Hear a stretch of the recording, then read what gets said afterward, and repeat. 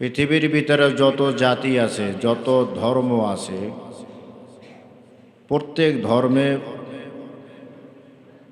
ঈদ বা খুশির দিন আছে। প্রত্যেক ধর্মে ঈদ বা খুশির দিন আছে।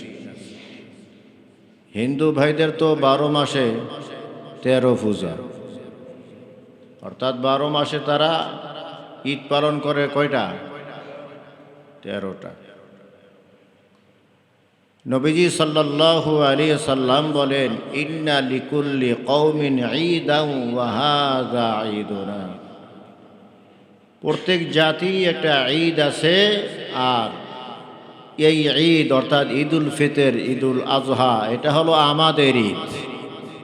কাদের ঈদ? মুসলমানদের ঈদ। মুসলমানদের ঈদ কয়টা? কয়টা? 2টা। যারা বলে 3টা, এরা হক না বাতিল? ঈদ কয়টা? একটা হলো ঈদুল ফিতর, একটা হলো আর আসেনি, এর উপরে অটল থাকেন। ঈদ কয়টা? 2টা। একটা হলো ঈদুল ফিতর, একটা হলো ঈদুল আজহা। আর যারা বলে আরেকটা ঈদ, ঈদে মিলাদুন নবী, এটা কি নবী করছে নাকি? না। তাহলে ঈদ কয়টা হলো? 2টা। একটা ঈদুল ফিতর, একটা ঈদুল আজহা। সব জাতির ঈদ আর মুসলমানদের ঈদ এক নয়। সব জাতির ঈদ আর মুসলমানদের জাতির ঈদ এক নয়। সব জাতির ঈদের ভিতরে নাচ আছে, ড্যান্স আছে, গান আছে, বাদ্য আছে, পটকাবাজি আছে, আতশ ফুটানি আছে, আলোক সজ্জা আছে। মুসলমানদের ঈদের ভিতরে গান বাজনা নাই, ঢোল তবলা নাই, আতশবাজি নাই, বোমা ফুটানি নাই, আলোক সজ্জা নাই। মুসলমানদের ঈদের ভিতরে আছে আল্লাহ তাআলার বরত্ব। কি আছে? আল্লাহ তাআলার বরত্ব। গতকাল জুমায় বলেছিলাম যে বাসা থেকে ঈদগাহে আসার সময় আস্তে আস্তে বলা, আল্লাহু আকবার, আল্লাহু আকবার, লা ইলাহা ইল্লাল্লাহু, আল্লাহু আকবার, আল্লাহু আকবার, ওয়ালিল্লাহিল হামদ। এ কার প্রশংসা করলাম? কার বরত্ব ঘোষণা করলাম? আল্লাহর বরত্ব। মুসলমানদের ঈদের ভিতর আছে আল্লাহ তাআলার বরত্ব। কার বরত্ব?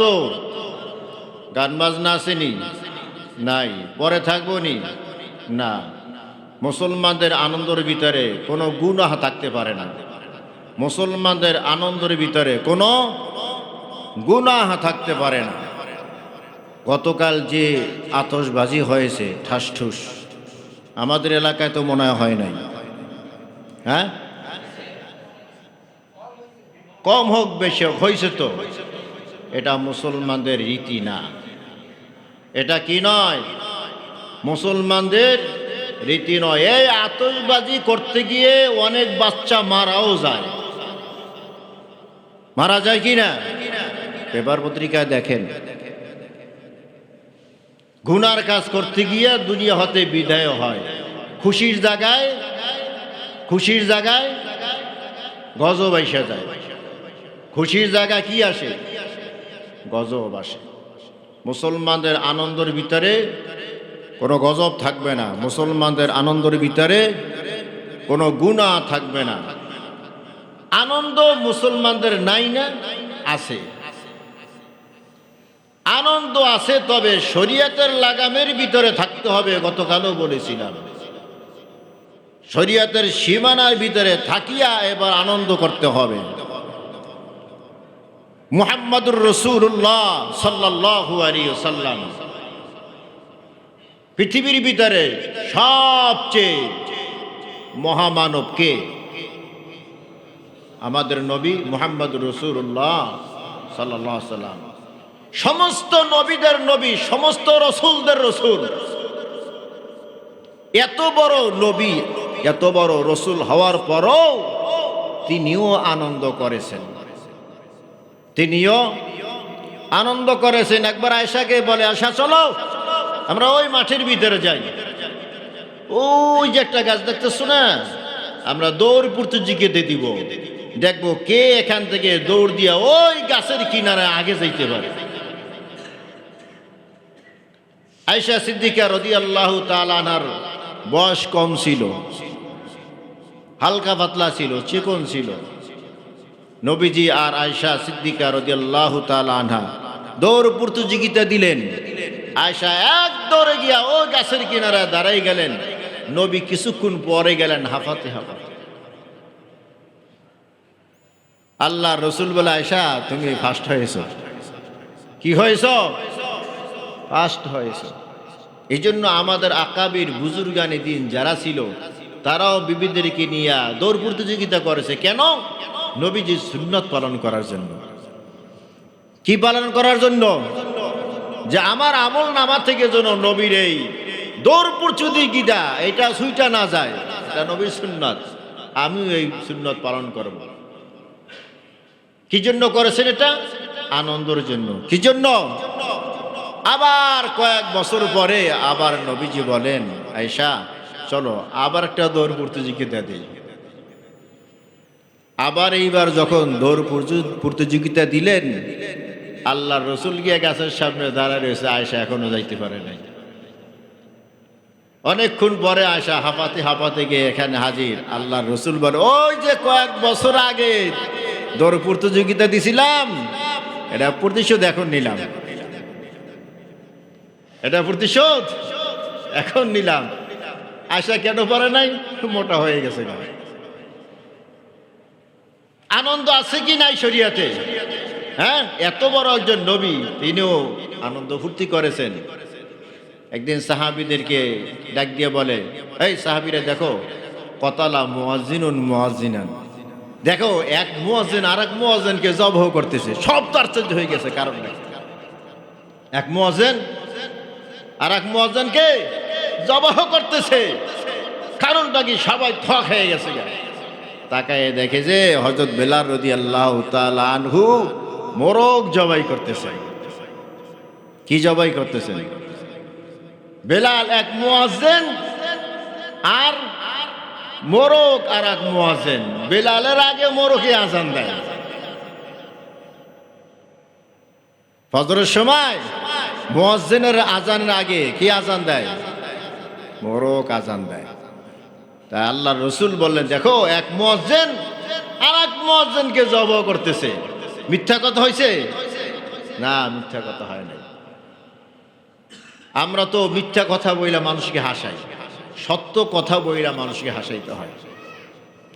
এক মুসাফির আয়েশা বলে, ইয়া রাসূলুল্লাহ সাল্লাল্লাহু আলাইহি ওয়াসাল্লাম, আমি মুসাফির মানুষ, আমার বাহন নাই, আমাকে একটা উট দেন।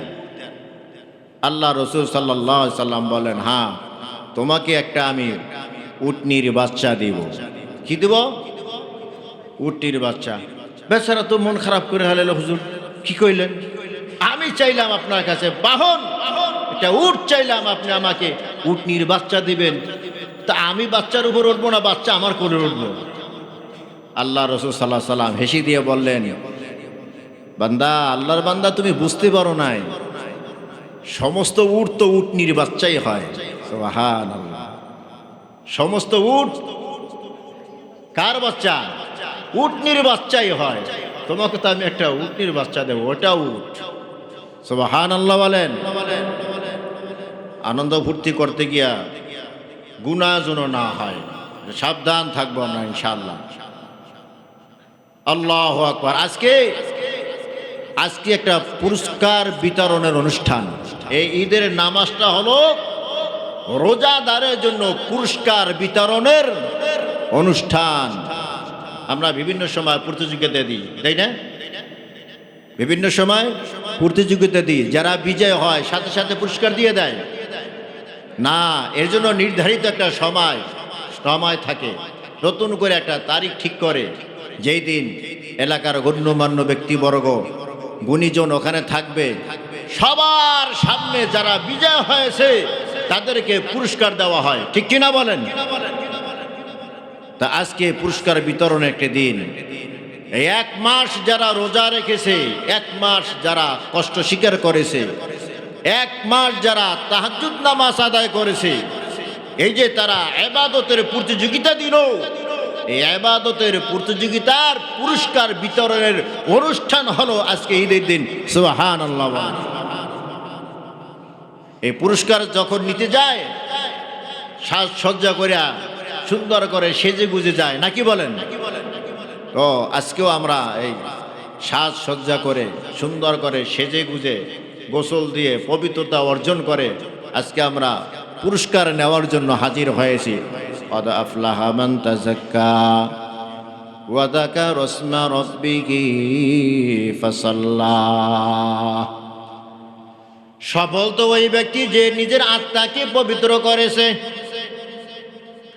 আজকে আমাদের পোশাক পরিচ্ছদ পবিত্র, আজকে আমাদের আত্মাও পবিত্র, কারণ 1 মাস আমরা রোজা রেখেছি, তারাবির নামাজ আদায় করেছি, কোরআন তেলাওয়াত করেছি, যতটুকু পেরেছি ইবাদত বন্দেগী করেছি।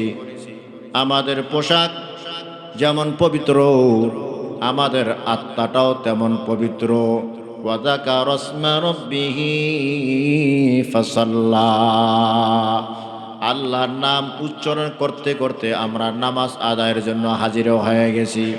আল্লাহ তাআলা বলেন, আজকে আমি তোমাদেরকে পুরস্কার দান করব।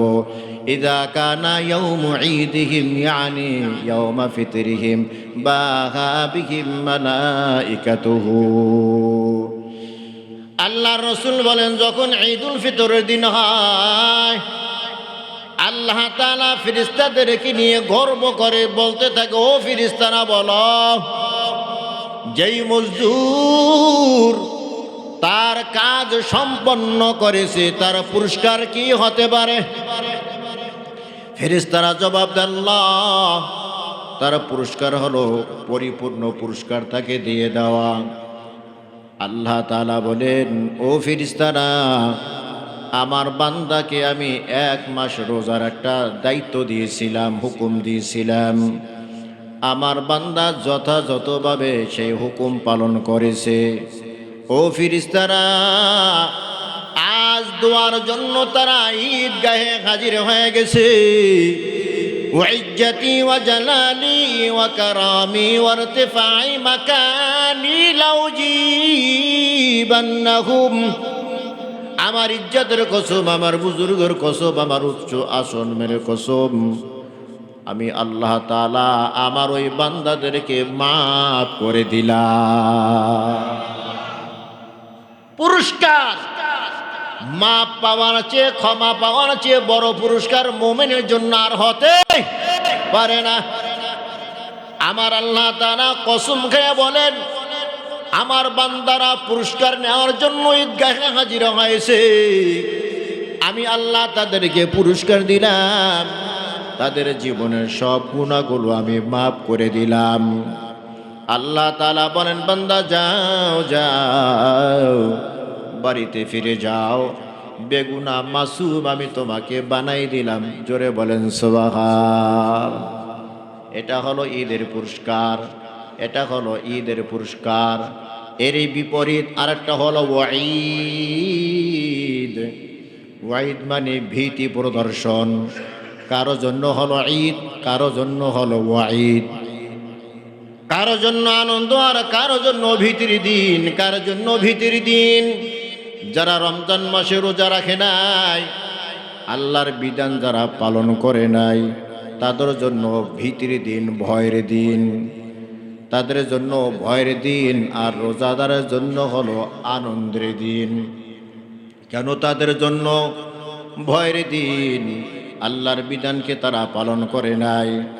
আর রোজাদারের জন্য কেন আজকে আনন্দের দিন? রোজা রেখেছে, তারাবি পড়েছে, জিকির আজকার করেছে, কোরআন তেলাওয়াত করেছে, এই জন্য তাদের জন্য হলো আনন্দের দিন। ঈদ আজকে সবার জন্য না, ঈদ আজকে সবার জন্য না। কারো হলো ঈদ আর কারো হলো দেখা দেখি ঈদ। কারো অন্তরের ভিতরে শান্তি, সে নতুন পোশাক পরেছে, আজকে সে ঈদ পালন করতেছে। আল্লাহ তাআলা বিধান সে পালন করতেছে, যে আল্লাহর বিধান পালন করতে পারে না ওর অন্তরের ভিতরে কিন্তু খুশি নাই। কতক্ষণ ঠিক কি না? ওর অন্তরে কি নাই? রোজাদারের অন্তরে আজকে যেই খুশিটা আছে, বেরোজদারের অন্তরের ভিতরে সেই খুশি নাই। আল্লাহ তাআলা আমাদেরকে ভবিষ্যতে যেন আমরা রোজা কাজা না করি তৌফিক দান করেন। আল্লাহ তাআলা যেন সব সময় আমাদেরকে রোজা রাখার তৌফিক দান করেন। পাঁচ ওয়াক্ত নামাজ যেন জামাতের সাথে আদায় করার তৌফিক দান করেন। রোজার মাসে যেভাবে নামাজ আদায় করেছি সেইভাবে বাকি 11 মাস যেন আমরা এভাবে জামাতে নামাজ আদায় করতে পারি তৌফিক দান করেন। সাদকাতুল ফিতর ঈদের দিন সকালবেলা ওয়াজিব হয়, যারা আদায় করি নাই নামাজের আগে আদায় করে নিব। আর যারা রমজান মাসে আদায় করেছি তো আলহামদুলিল্লাহ ভালো। বছরে 2 বার ঈদের নামাজ হয়। ঈদের নামাজ আর জানাজার নামাজের ভিতরে একটু পার্থক্য হলো, ঈদের নামাজে হাত ওঠে, জানাজার নামাজে হাত ওঠে না। ঈদুল ফিতরের 2 রাকাত ওয়াজিব নামাজ, ঈদুল ফিতরের 2 রাকাত ওয়াজিব নামাজ, অতিরিক্ত 6 তাকবীরের সহিত এই ইমামের পিছনে আদায় করে দিছি আল্লাহু আকবার। ঈদুল ফিতরের 2 রাকাত ওয়াজিব নামাজ অতিরিক্ত 6 তাকবীরের সহিত এই ইমামের পিছনে আদায় করতেছি আল্লাহু আকবার। করা যাবে না ইনশাআল্লাহ? যারা না পারি সোজা একটা নিয়ত আছে, কি জানি? মাশাআল্লাহ, ইমামের যেই নিয়ত আমারও সেই নিয়ত। আল্লাহু আকবার, সোজা নিয়ত। যাই হোক, তাকবীরুল্লাহ বাদলাম, এরপরে সানা পড়ব, একটু খেয়াল করি না ভুল হয়ে যাব। তাকবীরুল্লাহ বাদলাম, এবারে সানা পড়ব। সানা পড়ার পরে অতিরিক্ত 3 তাকবীরি, 3 তাকবীরে হাত ছেড়ে দিব। আল্লাহু আকবার, আল্লাহু আকবার, আল্লাহু আকবার। হাত বাদলাম, সূরা ফাতিহা, অন্য সূরা, রুকু সিজদা, 1 রাকাত শেষ। দ্বিতীয় রাকাতে দাঁড়িয়ে সূরা ফাতিহা, অন্য একটি সূরা, রুকুতে যাওয়ার আগে কয় তাকবীর? মোট 4 তাকবীর। 3 তাকবীরে হাত উঠবে, 1 তাকবীরে হাত উঠবে না। আল্লাহু আকবার, হাত ছেড়ে দিলাম। আল্লাহু আকবার, হাত ছেড়ে দিলাম। আল্লাহু আকবার, হাত ছেড়ে দিলাম। চতুর্থ তাকবীরে হাত উঠবে না, কেন? এটা রুকুর তাকবীর। আল্লাহু আকবার বলে রুকুতে যাব। এরপরে অন্যান্য নামাজের মতো আত্তাহিয়াতু দুরূদ শরীফ, এই নামাজ শেষ। নামাজের পরে 2টা খুতবা, জুমার খুতবা আর ঈদের খুতবা একই খুতবা। জুমার খুতবা পড়া সুন্নাত, শ্রবণ করা ওয়াজিব। ঈদের খুতবা পড়া সুন্নাত, শ্রবণ করা ওয়াজিব। খুতবা চলাকালীন যারা কথা বলে তারা ওয়াজিব তরকের গুনাহ আমল নামায় হাসিল করে। নাউজুবিল্লাহ বলেন। অতএব খুতবা চলাকালীন কেউ কথা বলবো না। হাদিসের ভিতরে আছে কেউ কথা বললেও তুমি তাকে নিষেধ করো না, এই কথা বলিস না, এরকম না। হাদিসের ভিতরে আছে এমনি আঙ্গুল উঠাও মুখের পারে, দেখছেন নি? এইটাই মানে চুপ, তুমি ইশারা করে তাকে কথা বইল না। অতএব আমরা কথা বইলা অজীব তরক কইরা গুনাহে কবিরা আমল নামায় নিতে রাজি। আল্লাহ তাআলা তৌফিক দান করুন।